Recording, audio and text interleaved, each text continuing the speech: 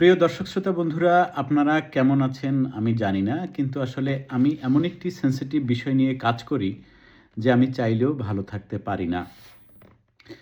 অত্যন্ত আ পরিতাপের বিষয় যে মানে কি বলবো আসলে আমার বলার জন্য যে ভাষা, গুছিয়ে বলার মতো যে ভাষা, সেই ভাষা আমি হারিয়ে ফেলেছি। কুষ্টিয়ার ভেড়ামারায় ১০ বছর বয়সী একটি শিশুকে তার মাদ্রাসার শিক্ষক ধর্ষণ করেছে এমন অবস্থায় যে তাকে ওই ধর্ষক শিক্ষকের ওই হাফেজের স্ত্রী নিজে হসপিটালে ভর্তি করেছে এবং মানে অবস্থা এতটা সংকটাপন্ন ছিল। আপনাদের কারোর হয়তো ১০ বছরের মেয়ে আছে, কারোর হয়তোবা ১০ বছর বয়সী ভাই-বোন আছে। আপনারা একটু একটা বিষয় চিন্তা করেন, ১০ বছরের একটা শিশুকে মাদ্রাসার এক শিক্ষক, সুপার সে এমনভাবে ধর্ষণ করেছে যে তাকে ওখানকার একটি হসপিটালে ভর্তি করতে হয়েছে এবং সেখানে তার অবস্থা সংকটাপন্ন ছিল বলে সেখান থেকে আরেকটি হসপিটালে নিয়ে যাওয়া হয়েছে। এবং মাদ্রাসার শিক্ষকদের এই যে ধর্ষণ, এটি নিয়ে এত কথা হচ্ছে, এত কিছু হচ্ছে, প্রত্যেকটা মানে যতগুলো ধর্ষণের ঘটনা ঘটে এবং যেগুলো প্রকাশ্যে আসে, আমি আবারও বলছি যেগুলো প্রকাশ্যে আসে, তাদের বেশিরভাগ এই শিক্ষকেরা কিন্তু ধরা পড়ে এবং তাদের কিন্তু থানা হাজতে নেওয়া হয়, তাদের একটা বিচারিক প্রক্রিয়ার মধ্য দিয়ে যায়। কিন্তু তারপরেও এরা কোনোভাবেই থামে না।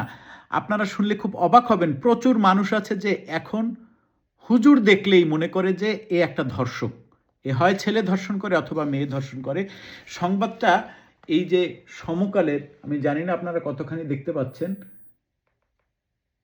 ধর্ষণের শিকার শিশু আইসিইউতে।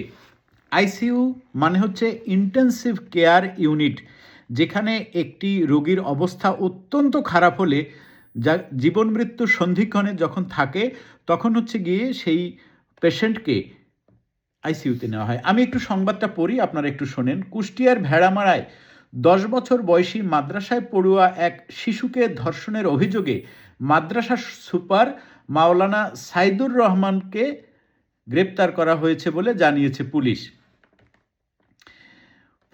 শিশুটির পরিবার জানায় আশঙ্কাজনক অবস্থায় রাজশাহী মেডিকেল কলেজ হাসপাতালে ভর্তি করা হয় ওই শিক্ষার্থীকে। রোববার শিশুটির পরিবার ধর্ষণের বিষয়টি জানতে পেরে তাকে হসপিটালে ভর্তি করে। মানে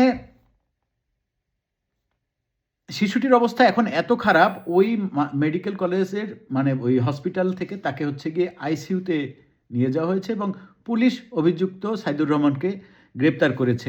কিন্তু এই গ্রেপ্তার করে আসলে কোনো লাভ হবে না, কারণ কিছুদিন পর সে ছাড়া পাবে। এবং এইটি আমাদের এখন এমন নিয়মিত বিষয় হয়ে উঠেছে যে মানুষ মাত্রেই তারা জানে যে মাদ্রাসা মানেই হচ্ছে গিয়ে একটি ধর্ষণের কেন্দ্র। এখন দেখবেন যে অনেক ধর্ষক এই ভিডিওর নিচে এসে বলবে, কেন স্কুলেগুলো করে না, কলেজেগুলো করে না। আমি মুখ খারাপ করতে চাই না, অনেক মানুষ নানা জায়গায় বসে এই ভিডিও দেখে।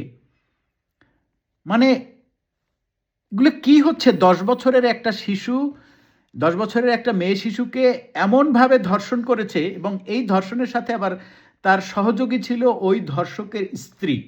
কারণ কি, সে কি করেছে, ওই স্ত্রী, ওই ধর্ষক হাফেজের স্ত্রী যদি মনে করতো যে এটি অপরাধ, তাহলে সে ওই সময় নিজেও থানায় যেত স্বামীর বিরুদ্ধে মামলা করতে, কিন্তু সে কিন্তু এটা করে নাই। সে শিশুটিকে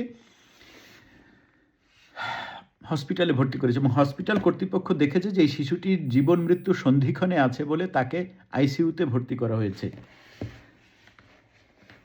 সবচেয়ে হাস্যকর বিষয় হলো গিয়ে বর্তমান সরকার এরকম একটা ব্যবস্থার মধ্য দিয়ে যেতে চাচ্ছে যে স্থানীয় যে আইন ও সালিশি যারা করবে তার মধ্যে এই ধর্ষকদেরকে ইনক্লুড করবে। এখন অনেকে বলবে, মাদ্রাসায় সবাই কি ধর্ষণ করে? এমন একটা মাদ্রাসা বাইর করো চান্দু যে মাদ্রাসায় ধর্ষণ হয় নাই। এই বিষয়গুলো নিয়ে আমার অনেক বড় কাজ আছে।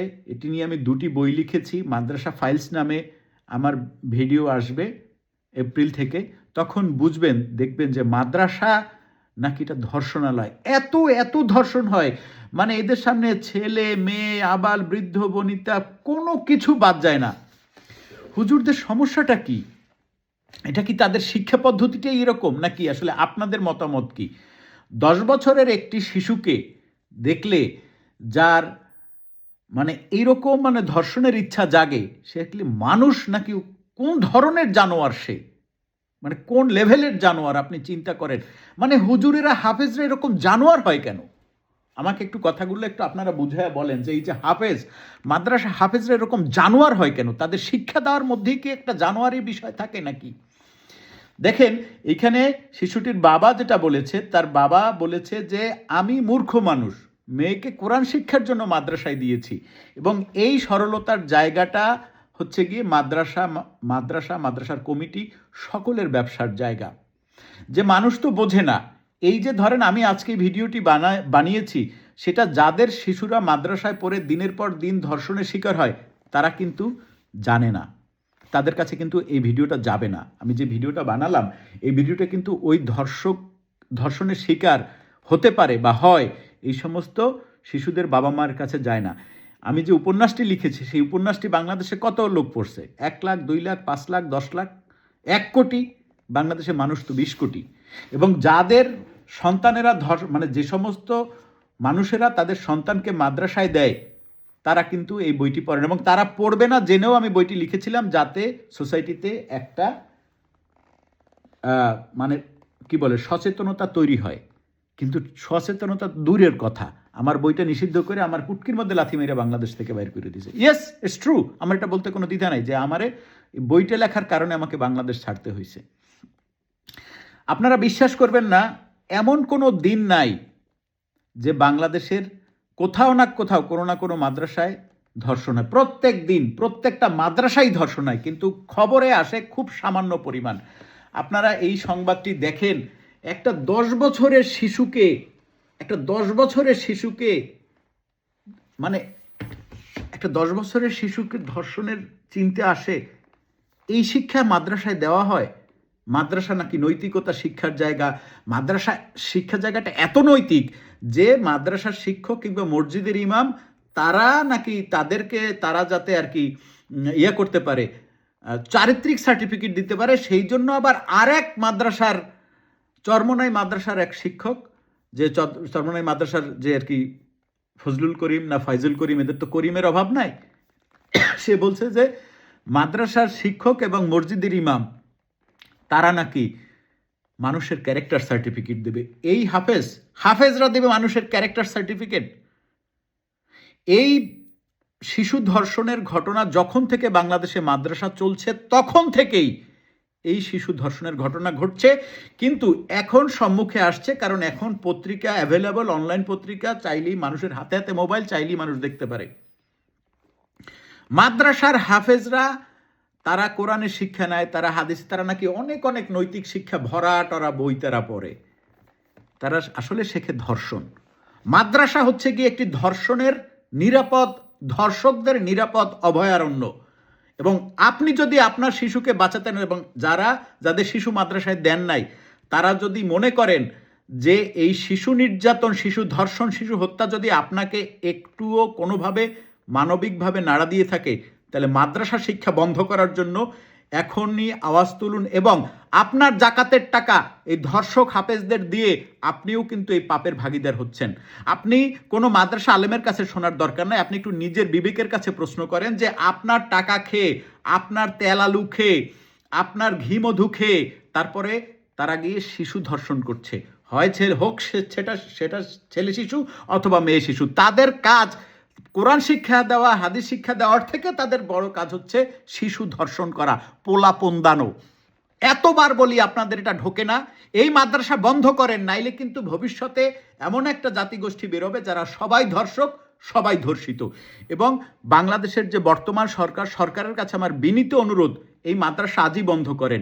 এমন কোনো দিন নাই যে মাদ্রাসায় শিশু ধর্ষণ হয় না, এমন কোনো দিন নাই যে আমি এই মাদ্রাসায় শিশু ধর্ষণের সংবাদ পাই না।